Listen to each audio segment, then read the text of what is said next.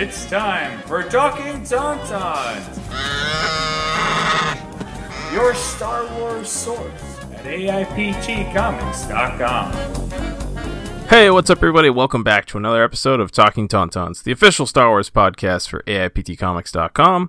I am JJ Travers, and I'm joined this morning, as always, by Nicole Herview and Jim Lehane. So, things are a little different this week. Instead of recording over the weekend or on Monday night, we're recording on Wednesday. The reason being, as you've probably guessed, the Book of Boba Fett. So that long-awaited series released today, and we are going to be talking about it. So we moved our recording schedule around a little bit so we could get a jump on things and get to you as quickly as possible. So apologies for the delay on the episode from the normal release time, but there's a very good reason for it. You get to hear us talk about Book of Boba Fett, nice and fresh. But before we get into that, we're going to talk a little bit about our Christmas. Nicole, Jim, and I all celebrate Christmas to some degree or another. So if you don't celebrate Christmas, that's cool. Happy holidays to you. But that's what we're talking about for a few minutes before we get into the show. So, Nicole. Hi. Merry Christmas. How are you? Hey, Merry Christmas. Happy Yule. Blessed be. All that good stuff. How's it going? Pretty good. I don't have any complaints except for I forgot to check my oil and it's dangerously low. Okay. And I didn't notice until yesterday morning, and he can't come until tomorrow. So I had to give my wife a space heater and tell her, sorry, suck it up. Don't touch the thermostat. Yeah, I came downstairs and it was turned up, and I was like, remember when I told you that like we have no oil and we can't turn it on? So I had to be the bad guy and turn it back down and give her a space heater. But she's fine now. Son of a bitch. You have a blanket and a sweatshirt. Yeah, good luck. Good luck. Yeah. But other than that, things are great. Good. How was your Christmas? It was good. It was nice. It was relaxing. It was all the good stuff. As close to normal as you could get, you know, realistically, with a bunch of negative COVID tests and some joy, you know? How about you? It's a gift that keeps on giving. Right? Yeah, there is a startling amount of people around me that have found out that people they know tested positive. Thankfully, no one within my direct circle, but it's crazy how many people are testing positive lately. Yeah, it's bananas. Anything special Star Wars related that you want to tell Jim and I about from Christmas? So, yes. I'm not going to go through everything, but 90% of what I got for Christmas was Star Wars related, which, you know, I have a brand, I guess. If you want to see my whole haul, I'm going to do a shameless plug. My username is Gabbingoul, GABBINGHOUL on TikTok, and I posted everything. I posted the whole haul on TikTok. But some highlights. I did get the Ahsoka cardigan from her universe that I think I showed you guys. That I was like, I'm in love with this cardigan. My mom bought it for me because she's nice. All right, do you have it close by? Would it be I difficult don't have to show it us? close by. I can post a picture later, or I could also share the haul on our Twitter account if you guys would like me to do that. Yeah, do that. I could do that. I'll log into our Twitter and post. I could do that often, probably post the Star Wars related TikToks I have. But that, you know, if you want that, let us know. But yeah, I'll send that to you guys. But I did also get a really nice bag. I'll show that to you. Hang on, gotta grab it. You'd think I'd like have it ready to go, but I got this. Ooh. Isn't this nice? This is the Danielle Nicole Mandalorian backpack. It's got our boy the Mythosaur on here, and then some mud horns as well. That's really cool. Yeah, I have that, and then I also got the Heroes and Villains Ahsoka wallet to go with it. Nice. Wow. So she's fancy. Those are probably the highlights. I also got the Ahsoka and Maul, the dual Lego set. I have that as well because I was like, hello. Yeah, I'm going to want to see that later. Favorites. Yeah, I'll probably post a video of me putting it together. So that's another one that I'll share with everyone on the social medias, you know? But yeah, those were probably the highlights. It was lovely. It was really nice to just be like, wow, I've I've definitely cemented my brand this year. At least you know that there's no one that's buying for you will have any issue on picking out things. No. No. And you know you're getting Never. things that you will like. Exactly. My goodness. How is Christmas itself? Do you do like a Christmas Eve thing, a Christmas Day? I think I might have asked you before. We talked about it last episode, but yeah, we do. I'm Italian, so it's Christmas Eve. That's right, and you cook stuff all morning and then eat it all night. Thing. Yeah, exactly. Rice balls. So there's rice balls. Thank you. Yeah, it was a stupid amount of food and wine for 2 days. So I was like, wow, I have a food baby. Yeah, it was. God, it was nice. It was very nice. I remember you saying you guys do Christmas carols until you're either too drunk to keep going on Christmas Eve. How late did you make it this year? 1:00. We went till 1:00 in the morning this year. We probably would have gone later, but there was a newborn in the room, so who was asleep the whole time. My cousin's baby was asleep. Like, I think he's 4 months old. Like, he's a baby. And he was just in my cousin's arms the whole night. We were singing very loudly, obviously. This kid didn't budge. He was out. I was very impressed with that child. That's what I'm hoping for, a kid that can sleep through a lot. Yeah. Good He's luck on with some crazy sleep schedule where he has to eat every 4 hours. So, like, my cousin, like, keeps him up. He, like, gets fed and goes to sleep at 8, gets fed again at midnight. Like, they wake him up to feed him at midnight, and then again at 4 a.m. And it's just like, that sounds like a nightmare. But the kid sleeps very well in between, so that's very nice.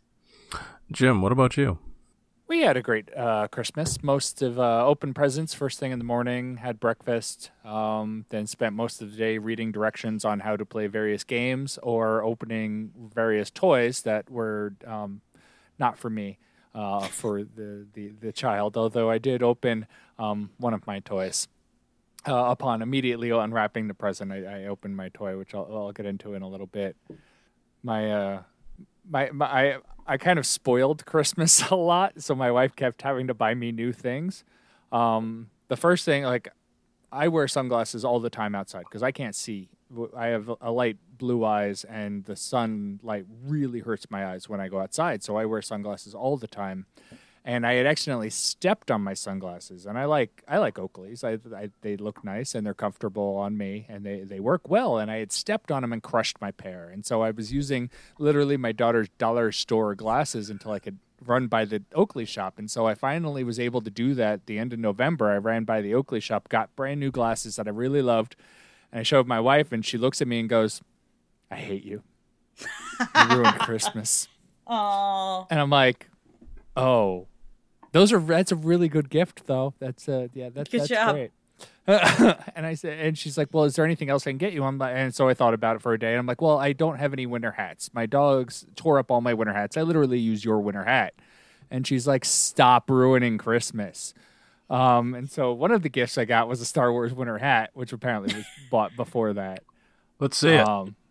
Oh, I like it. Ah, very nice. It's it looks like a ugly Christmas sweater type print with the different symbols on it. Very comfortable. I also got the Star Wars Life Day cookbook. Yes, nice. A bunch of other books. The Leia, the Princess of Alderaan manga. Oh, nice. Oh, cool. I didn't know that was a thing. Yeah, I sat down and looked at all the books I didn't have that was coming up on Amazon and just added them to my wish list because I'm like, well, I clearly missed these because they weren't that important. So that one looks interesting, and then the gift that is not Star Wars but is definitely on brand for me. Hold on. Oh dear, sweet God!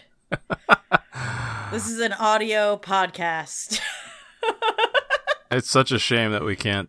Yeah. That you folks listening can't see what we see. So is this what you immediately put together? I immediately opened it, yes. So Jim has what I believe, and I'm not a dinosaur guy, so I'm just going to guess, a velociraptor head on his head?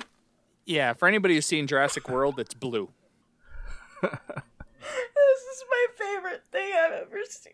And he you strap it around your jaw, and when you open it, he can. Oh my I don't god! know if that comes through the speaker. I think I heard a little bit. Do it again. Yep, it came through. That's great. Oh, I'm crying. That's phenomenal. That was hilarious. So I had made Your a wife comment. knows you very well.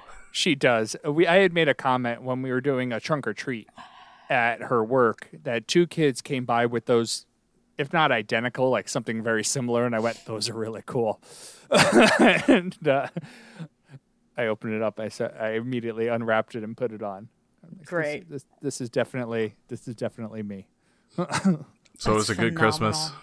Yeah, it was a great Christmas. So we had fun, was all around. How about you? Great. My wife and I did not exchange gifts this year because of getting married, buying a house, and having a child. But I did get gifts from other people. I found out on Christmas Eve that I am having a son, which is pretty damn cool. So cute. A little So we were onesie. given The a force bag. is strong with this one. Yeah, so we were given a bag from her sister that had the, a pink or blue onesie in it. We were both thinking we were going to have a girl, and her sister, who's also pregnant, who also found out on Christmas Eve what she's having, thought that she was going to have a girl as well, but we're both having boys. Well, there you go. And my sister gave me these, which I think you guys will appreciate. There's 3 of them. Here's the first. Oh, Baby Yoda onesie. Yeah, Sorry, very good. Grogu onesie. I keep getting yelled at Either by my one. daughter, who does not watch the show. The child is coming. Cute. Oh, bud. Just And 3 another, great Grogu baby onesies. Yes. Very cool. And then my mother gave this giant mug to me for coffee, soup, hot chocolate, whatever. It's a giant Grogu mug. So it was a very Grogu Christmas. Apparently. Very Grogu Christmas, yeah. But yeah, very excited. That's our first official set of baby clothing that we've received from anyone. So yeah, my wife was stoked. We're going to be doing like a woodland creatures nursery theme, I think, with like the paint on the wall and stuff. But we'll Cute. sneak in some Ewoks and Porgs and maybe a Grogu. I love that. My cousins just did the same thing. They have a woodland animals nursery, and it's so cute. Yeah. Ours, I was going to say ours was Winnie the Pooh themed. And you guys had seen them a while ago, the James Vance Yes, my friend has pictures of- those.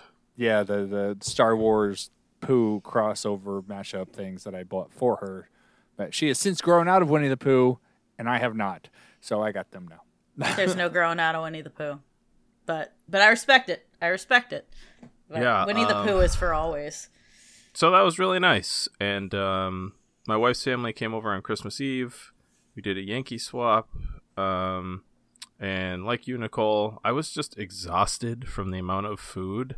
At like 7 o'clock, I looked at my watch and I was like, oh my God. Because when you're somewhere else, you can be like, oh, we're tired, we're going to head out. But when you're hosting, you can't do that. No, And I you would've been I'm in- tired. Get out. Bye. See, when my in-laws lived here, my father-in-law would just be like, all right, I'm going upstairs. And I was very, early on, I was told when we were buying this house, I was by Nicole, when we hosted, if I pulled that move, I would be in a lot of trouble. So I I wasn't learned able it to by escape. watching you. Yeah, I learned it from you. Sorry, microphone. That was very loud.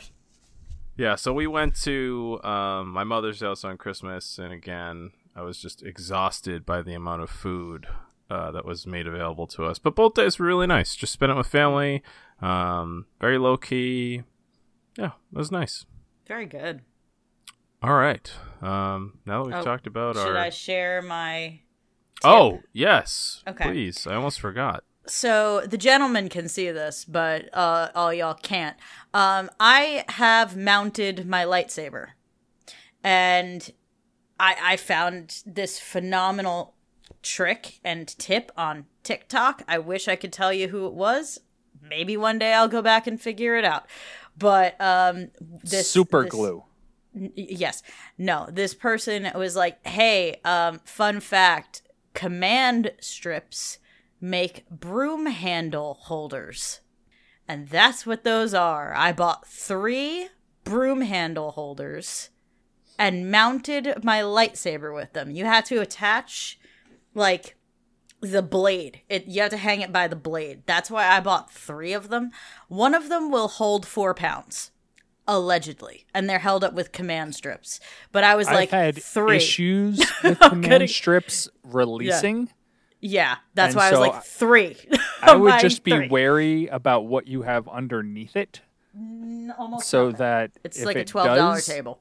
Yeah, well, I'd be more wary about the lightsaber. As we talked before the show, my lightsaber got knocked off its stand, and the Rancor tooth cracked. Right, and that's why each one of these like things is held up with 2 command strips. So that's 6 command strips that have to fail me before that lightsaber falls. So I was a maniac about it, but that should be fine. It should be fine. Because each one is supposed to hold 4 pounds. I don't think that thing is more than 12 pounds. So hopefully it's all good.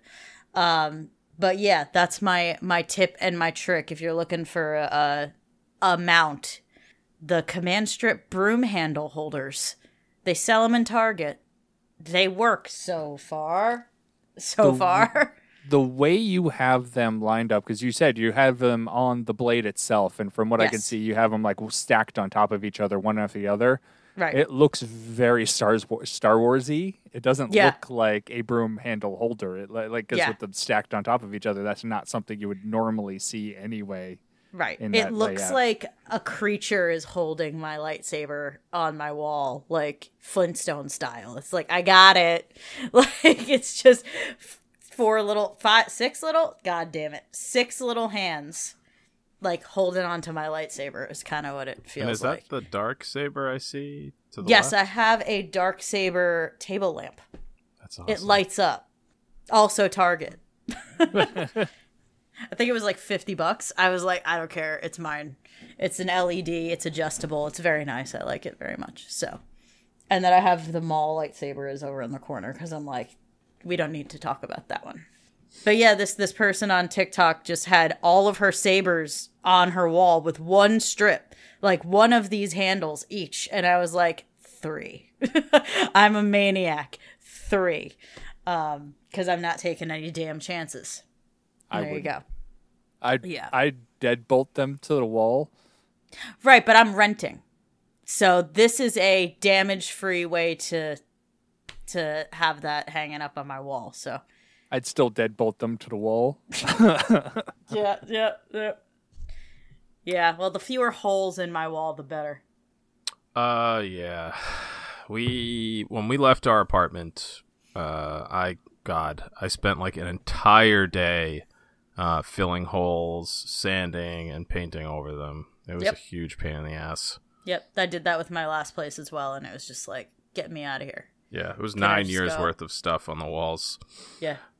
All right, well, that's enough talk about walls and presents and yada yada. You guys ready to talk some Book of Boba Fett? Yeah, let's do it. This is Master Assassin Fennec. I'm Boba Fett. Jabba ruled with fear. I intend to rule with respect. All right, so the Book of Boba Fett came out today, the day of our recording, December 29th. I thought you were going to say the day of our Lord, December 29th, 2021. Sorry, go on. So there's going to be 7 episodes, and the first is Stranger in a Strange Land. So it's starring Tamora Morrison, who you may know from Attack of the Clones as Jango Fett, and who you may know from The Mandalorian Season 2 as Boba Fett. They redubbed all his lines in the OT, Boba Fett's lines, for that. Tamora Morrison is redid all the lines, so all the Boba Fett lines are done by him. I didn't know that. Yeah, I didn't know that either. And Ming-Na Wen is back, who was also in The Mandalorian. She was in the first season as one of the competing bounty hunters and assassins. And we have Dave Filoni and Robert Rodriguez, Jon Favreau, Bryce Dallas Howard. There's, I feel like someone else I'm forgetting. No, I think that might be it for directors. And I believe Favreau wrote the whole series.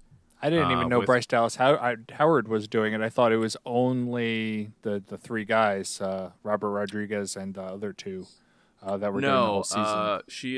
She's on the Wikipedia page as one of the directors as well. Okay.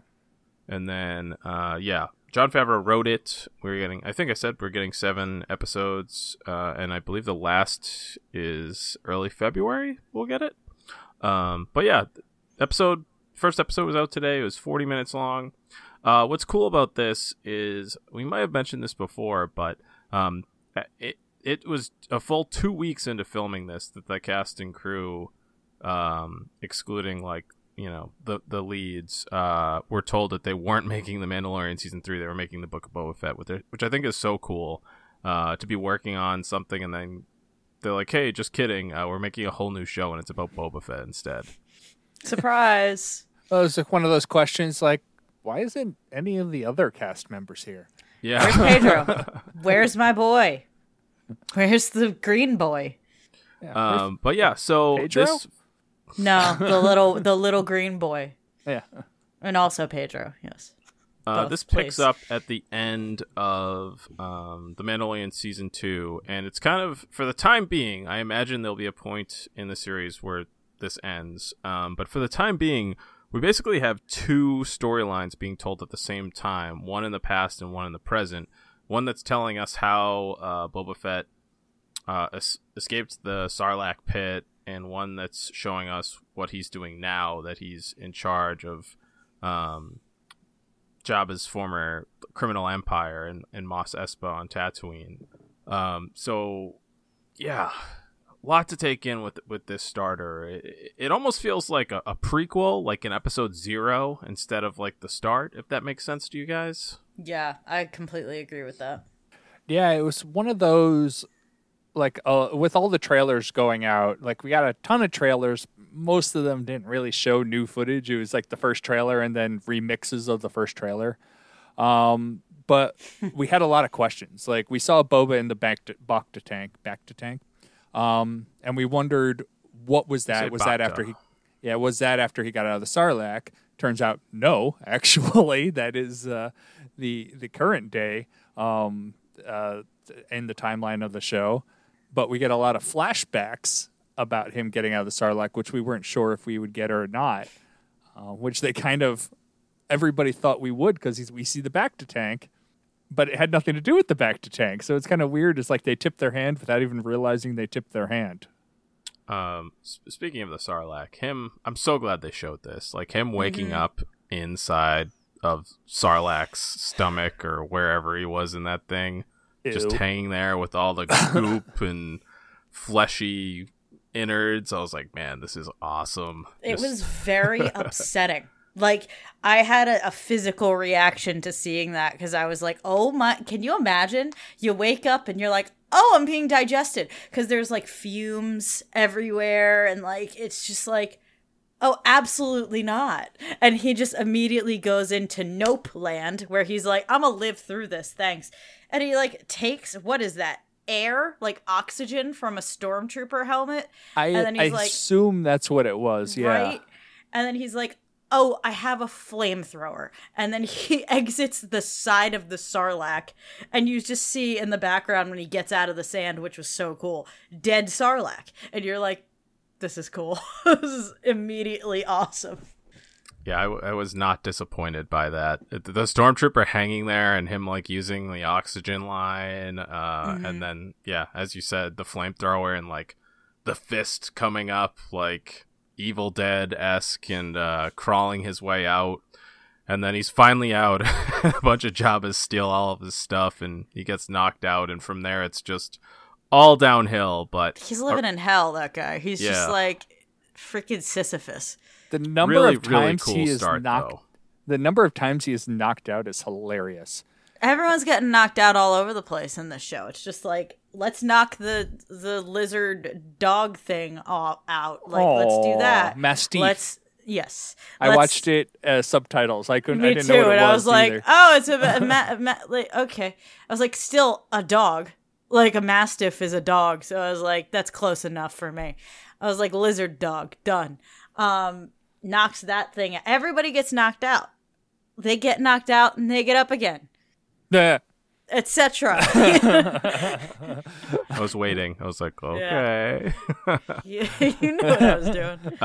But yeah, and he drinks the whiskey drink and the sour and drink. a vodka drink and a lager drink and a cider drink. He sings the songs that remind him of the good times, and he sings the songs that remind him of the better times.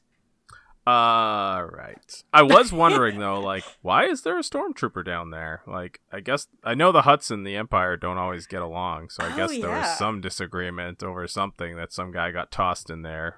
But I was like, why would there be a stormtrooper in there instead of Hondo Anaka's like 7 cousins, right? Yeah, exactly.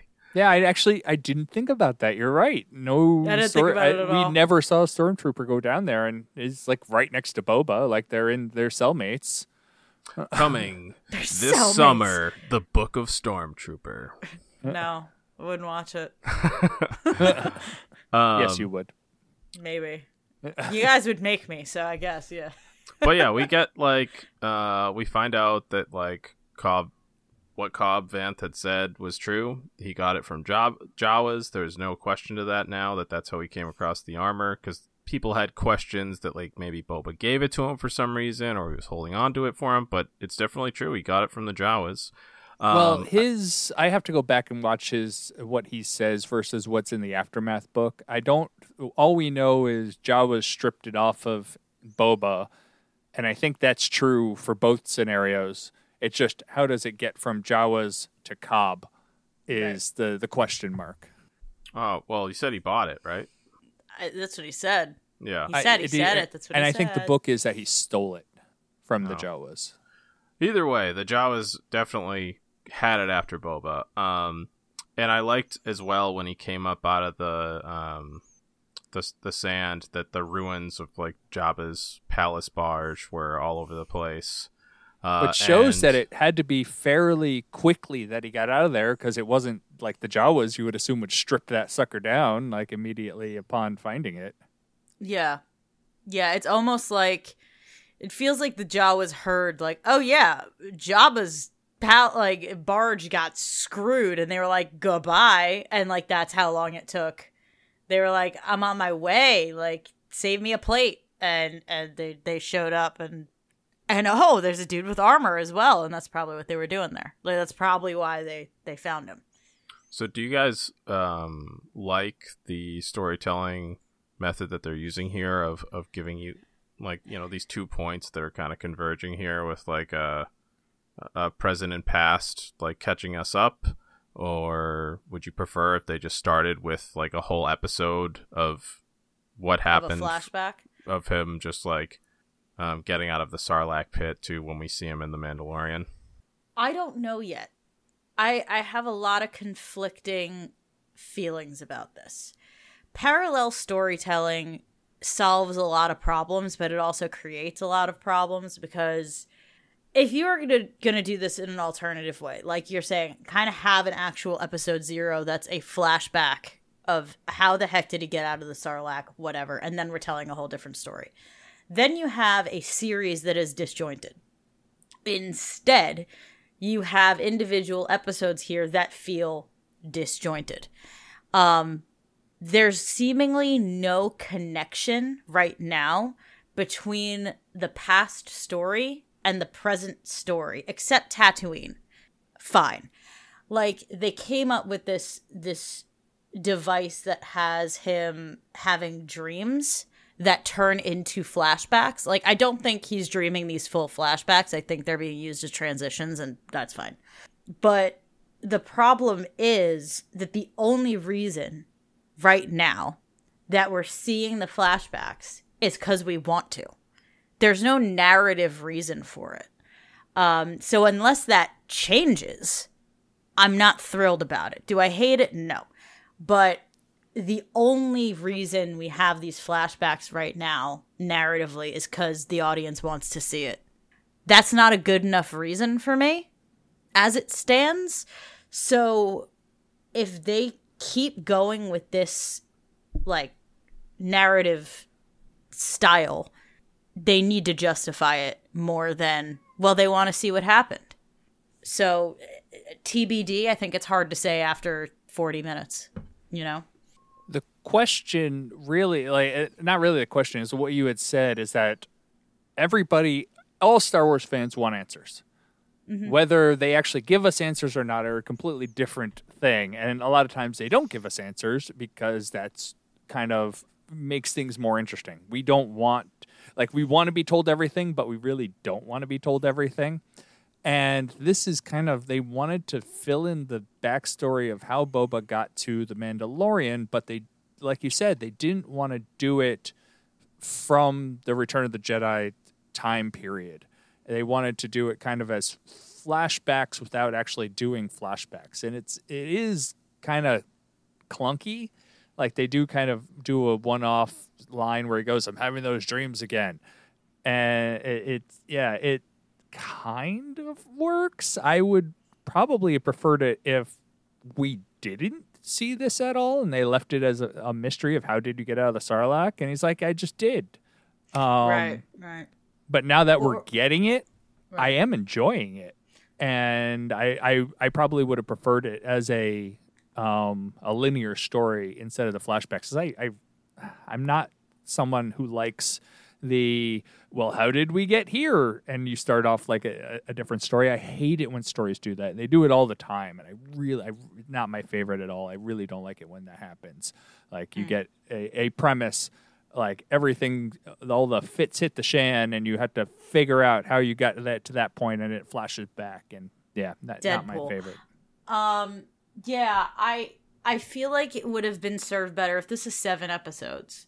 If it was like the middle episode 4 was how he got out of the Sarlacc, and like it became relevant, you know, like through the first 3 episodes, like someone asked him, like, if there's some reason we need that information, like, how did you get out of the Sarlacc pit?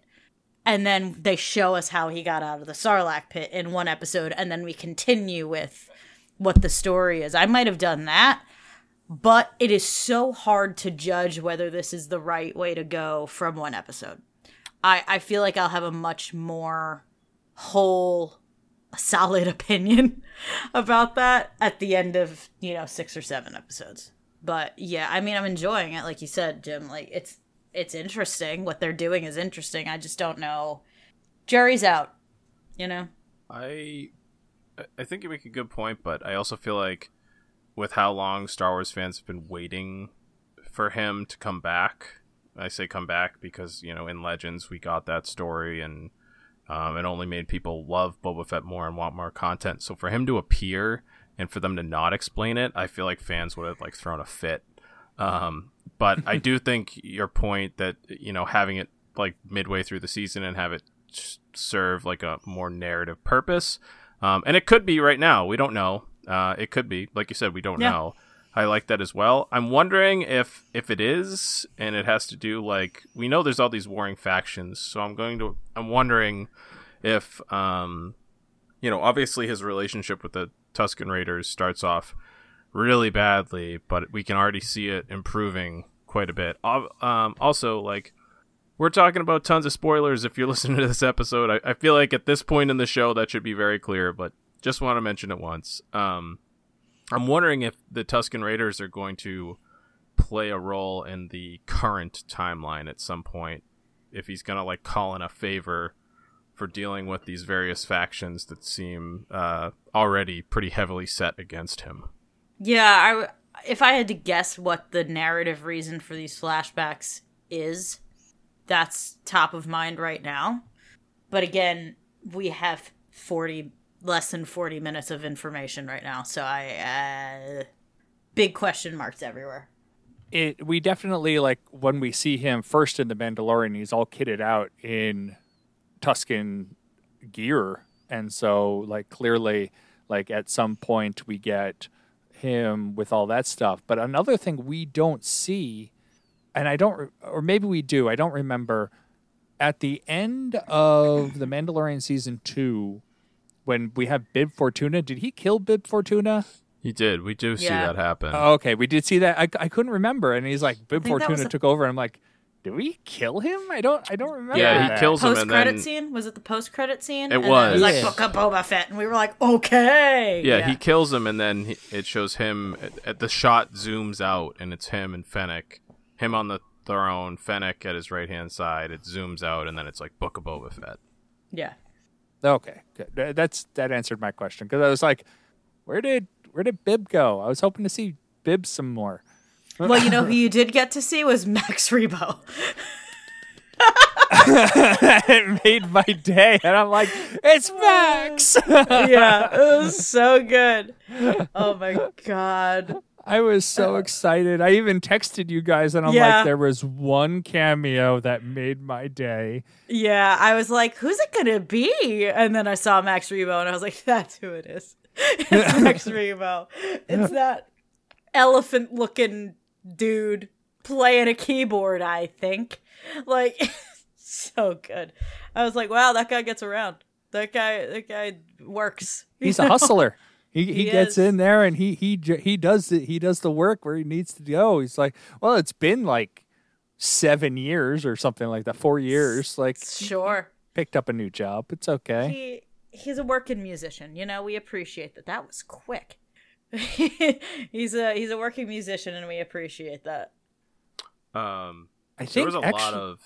Was Max the only like cameo from the movies? No, there was a bunch of Easter eggs. And I want to talk about my favorite one for multiple reasons. That is UK2B. So the droid. The droid that I did not realize there was like the smallest hint of some familiarity with the voice. And I was like, I wonder who's doing that. And then I went and looked it up, and one of my absolute favorite actors and just humans is playing this role. Do you guys know who it is? No. It's Matthew Berry. Oh. From What We Do in the Shadows. Yeah. Oh, that's awesome. Oh my god, it's such a good show. So you have good. to watch it. It's so good. It's one of my favorite movies as well. Definitely Is it my favorite vampire movie? Yeah, it's my favorite vampire movie. So he's not in the movie. Good. He's just in the show. Right, he's just in the show. Yeah. He's so good. Oh, my Lord. Yeah, but Matthew Berry is fantastic in everything he does. But I liked this for a number of reasons. One, because I love Matthew Berry. But two, when I saw this droid, I was like, I know that droid is from somewhere in Return of the Jedi, and I think it's the torture droid that's like using the hot irons on the power droid's feet. And I always loved that scene as a kid because I think the droid's so funny when he's like, no, and then you get the squeal and the noise of the irons like barely hitting his feet. And this is the scene where he's like, we could torture him, and he's the torture droid, and I really liked the dry delivery of we really need a protocol droid. Yeah, so good. There's a lot of good stuff going on with that. So I really liked all of the throne room scene. Like it was absolutely hysterical. I was laughing so hard at the entire thing with the Aqualish going. And them going, did you get any of that? They're just nodding. I think something about friendship. It's like, that's the protocol. Like, we really need a protocol droid. I laughed so hard. And I'm like that whole scene was absolutely hysterical. I did that. The guy who played the mayor's Major Domo, is that like, I think. Yeah, Major Domo. Mm-hmm. I learned that from The Lion King. Go on. It was so, like, it didn't feel Star Wars-y. Like, his, like, acting felt like random uptight guy wearing head tails. Like, he felt human. To me, he didn't feel alien at all. He felt human. He felt out of place. And I'd say that's probably my biggest problem was I don't know if it's his acting style or the direction of it. And, I found it funny, which I know that they were going for, but it did feel kind of out of place. Yeah, I liked Fennec. So do you want me to kill him? He's like, no. You know what? That's probably a bad call. That whole scene was very funny. I felt like I should have known every person who came through the door, though. I was like, have I seen this Trandoshan before? Do I know these people? And the answer is probably no. Or maybe it's yes. I don't know. There's too many people in Star Wars. Did you notice the gift that the Trandoshan delivered? What was it? It was a pelt of something. It was a Wookiee pelt. Oh, was it? Oh, shiitake mushrooms. That's, because they hunt Wookiees. And so that Trandoshan's name is Doc Strozzi. Yeah. And that is Robert Rodriguez. Oh, was it? Out. How cool. That's my favorite. My favorite part of that is like, I forgot what the Trandoshan said, but it's like, even when you're making compliments, you sound like you're making a threat. And I'm like, I thought that exact same thing. It was may you never leave Mos Espa. Yeah. I was like, whoa. I immediately was like, that's aggressive. And then he said it, and I was like, yeah, right. I'm with Boba. Yeah, we're all on the same page here. Okay. Like, what the heck? I was like, damn. There was a lot of nostalgia in Jabba's throne room, and when the Aqualish was standing on the grate above the Rancor pit, I was like, man, I hope he puts something nasty down there and we see him drop somebody down at some point. Yeah, I think eventually that'll probably happen, but where Boba's at right now, in his, idea of, like, his rule, I don't think he would. But I have a feeling he's going to get to a point where he's like, screw respect, let's go with fear. Like, I have a feeling he's going to get there. But I don't know. Maybe not. While we're on Jabba's throne room, it was interesting. When we first get introduced to Jabba's throne room, when they're first showing stills, it's probably like the special effects failed the most, or really failed the only time for me, is a lot of it looked fake, like video game-esque, or like the second shot was clearly one of the matte paintings.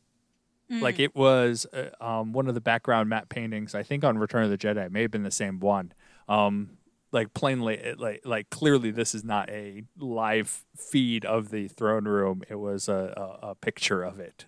Well, they used the Stagecraft video wall for the show. So I wonder if it was that.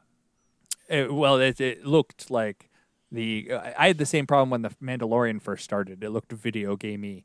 And that was the same issue with the throne room. I didn't really notice it all that much elsewhere, except when he's like being dragged on the sand. As a geologist, that floor was completely and 100% fake. Like every time he got drug on the sand, I'm like, that's not what ground actually looks like in a desert. That's not what sand do. Yeah. Well, buddy, I think you're one of the only people that noticed that as a geologist. Drove me nuts every single time. It didn't stand out to anyone I know. I had no idea. I was like, yeah, that's sand. I don't think fine. they have to worry about that one. I hate sand. It's coarse and it gets everywhere. Good night. Did you guys notice that Jabba's throne, on each side, there's a Rancor head? No, but that's dope. Yeah, built into the throne. He was like, I'm going to go kill some Rancor. So I noticed this. I did not notice this next part. There's levels of Star Wars fandom, and some of them are just ridiculous. Some Star Wars fans on Reddit figured out that there's like symbols writing on the back of the throne that goes across. It's Reddit like a half. Doesn't sleep. I know. It's like a half. It's like a half circle symbol. Shape on the back of the throne, and there's text that going across of it. Yeah. And I didn't see if they translated or not yet, but some maniac on Reddit was like, "Oh yeah, that's old Sith language from this, and this, like Star Wars content in Legends and da da da." So I don't know if they've translated it yet, but they found out that it's Sith, which is so cool. There has to be no room for anything else in your brain if you're figuring that out. And I mean, bless you. Good for you. I love that for you. But my God, that's impressive. Well, I know that throne. I don't know if it is identical. It probably is not, but they have that throne at like Disney Springs, maybe, where you can actually go and they have a backdrop behind it and you can sit in the throne and get pictures. And they've had it for a couple weeks now. And people did translate the Orabesh that was around with that. And it said like Book of Boba Fett or something to that effect. So I would assume that it would be different inside the show because that wouldn't make much sense. But I did not pay that close attention if it was Sith writing or not. I never would have known that if some insane fan hadn't pointed it out. Wow. You were asking, Jim, if there were any other returns from Return of the Jedi, and there is. That Bith that was playing with Max Rebo, he is one of the original members of the 3 Bith band in Jabba's palace. That's Figrin Figrin Dan? Yeah. Was that was Figrin Dan in the from the Figrin Dan in the modal notes? I don't know about that part, but the first part, yes. And did you guys notice when they were walking down the street, the like Boston Dynamics robots dogs? Yes, I did see those. I was like, okay. Well, they there was one shot of the Mastiff when it was off on the distance, kind of walking on the sand. It had the same walking pattern as those robot dogs. Like they basically just used that as their model. And like and that then was the very next clip, like you jump to a new shot where it's coming at you, and they fixed it. But that one shot, I'm like, that they just used the robot dog for its walking in that shot.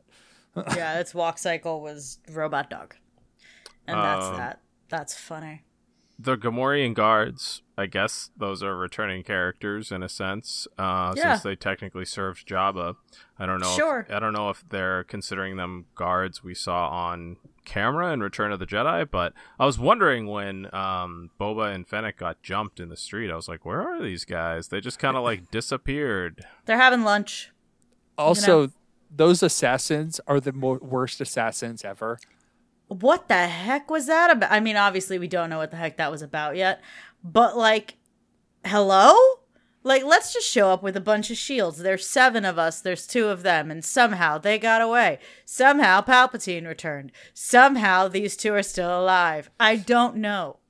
But it's like you have Boba Fett and Fennec Shand. Fennec Shand, master assassin. Okay, they can handle themselves against these assassins, but they're going down being hit by like giant naked Gamorreans. And I'm like, you were terrible at this job. Yeah, poor. Bad at this job. I also noticed, and I didn't know that it was definitely who I thought it was, but I saw the droid and I was like, is that who I think it is? And R3X from Star Tours Rex? DJ Rex? Yeah, DJ Rex. And from Oga's, there's a scene in the bar on Mos Espa. I forget it's like a bar / gambling den, whatever it is that Jennifer Beals character is like in charge of the Twi'lek, and that you looks see very him. Nice. I was like, I'd drink there.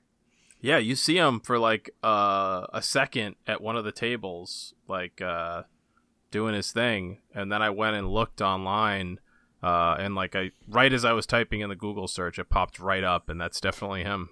That's so cool. Good for him. He's got gigs everywhere. He's got some time off, apparently. Well, this is long before Galaxy's Edge, but after Star Tours. And so it's kind of like when he decided to get a change in jobs.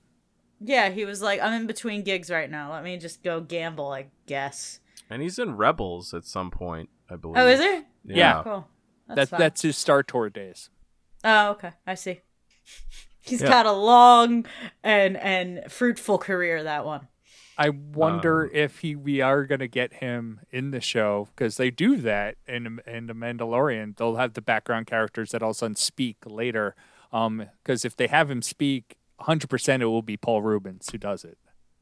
Oh, sure. Yeah, I don't know. I just thought that was such a cool little thing to include. There's like, that's the thing. Like, obviously I want a good, larger story. And I'm not going to negatively or super positively judge the show off of one episode. Like, Right. I thought it was a good start.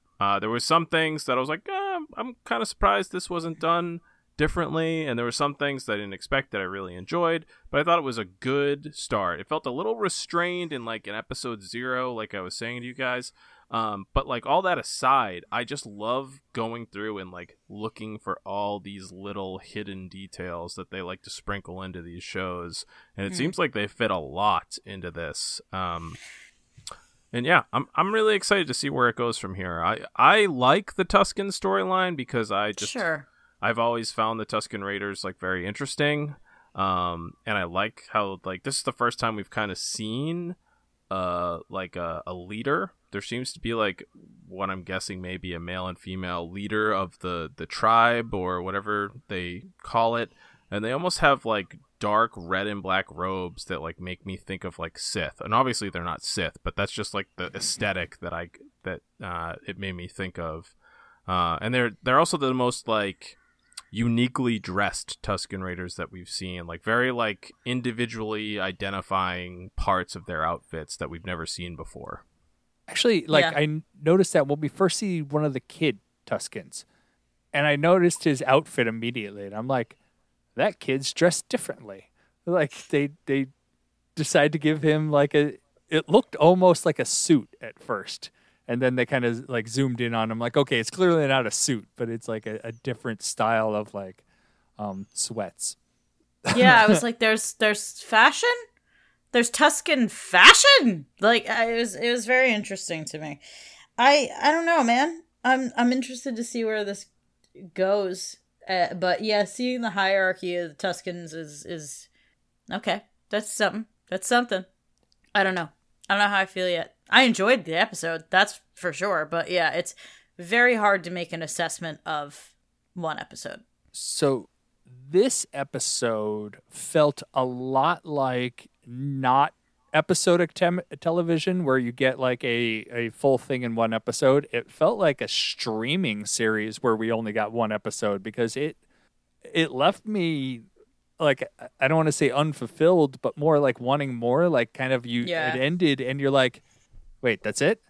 Yeah, like can I next episode, please? Yeah, what like was this is something that like if I was streaming, I would immediately play the next episode because I don't feel like I got a full episode's worth of content here. Despite it being almost 40 minutes long, not counting credits, so I don't know how long it really was. But yeah, it's like not much happened. Like I thoroughly enjoyed it, but not much happened. Yeah. Like, that's what I was saying before. I was like, there's not a lot going on, but there's a lot going on somehow. Yeah. And it took almost 8 minutes before anybody said anything, which I think is the Mandalorian did the same thing. Like forever until we actually get dialogue in the episode. Yeah. Yeah, I don't know, man. It's good so far. I'm sure it's gonna turn out, but yeah, it was just like that was the first episode.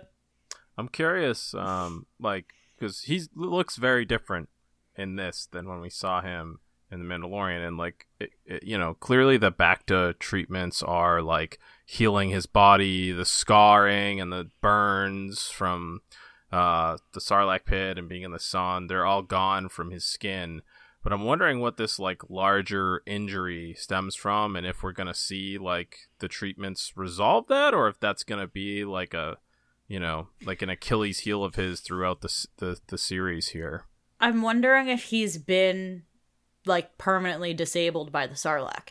Like I wonder if that is something that it's like he just needs Bacta treatments like every day. This is your bedtime with now. Because like this is, you know what I mean? Like I don't know if, because I mean there wasn't a ton of him in The Mandalorian. Like, you know what I mean? Like he might have been taking those treatments.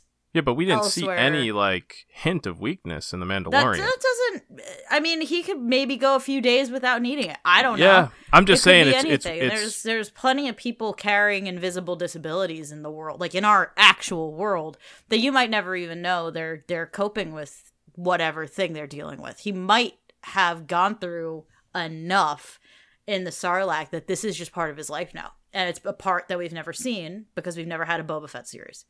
I don't know. Let's see. Let's see what happens. But that's just a guess. I like how basically people upon the trailer, people were complaining almost immediately. They're like, he was pasty white, like a pasty kind of skin tone in The Mandalorian, basically from the Sarlacc and all the damage, and they're like, and he looks fine in the trailers for Book of Boba Fett. Are they just going to ignore the Mandalorian? Like, no, clearly they answered that literally immediately. He sleeps in Bacta. Yep. Very interesting. Yeah, so we're definitely left with a lot of questions here, but I feel like that's a good thing. I like having a lot of questions after the first episode. Hold on. I got one more thing I mentioned. I forgot about that thing at the end. What did you guys think about that thing at the centaur monster? Oh, the sand boy?